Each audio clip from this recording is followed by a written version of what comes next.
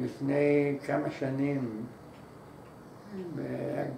ברשת הנסיעות, נסענו מוורשה לקרקוב.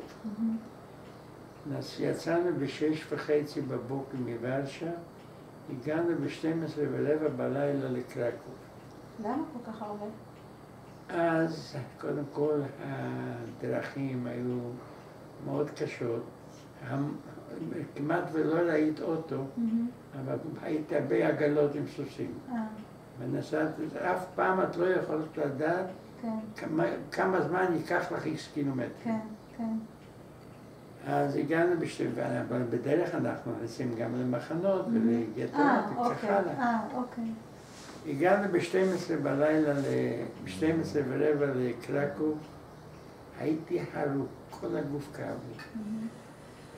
חבר'ה נכנסו לכל חדר אוכל, נכנסתי לחדר אוכל, לקחתי את המפתח, עליתי לחדר, נשכבתי על המיטה, לא הורדתי לא נעל, שום בגד לא הורדתי, עם המעיל נשכבתי על המיטה. כן. וכל הגוף חייתי משכונה שאני לא אקום. אמרתי לעצמי, אנשל, אם אתה תקום בבוקר, פניתי יותר, אתה לא נוסע. כן. טוב, ושכבתי, לא נרדמתי כל הלילה. בבוקר קמתי, ירדנו לחדר אוכל, אכלתי ארוחת בוקר. ואחר כך הייתה אספת קבוצה.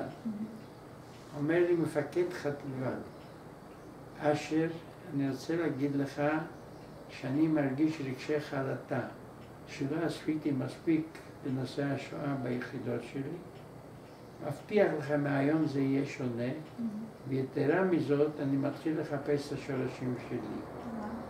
אמרתי לו, גיא, אני הלילה החלטתי שיותר אני לא נוסע, אבל הדברים שלך אני מודיע לך, אני ממשיך. כן, וואו.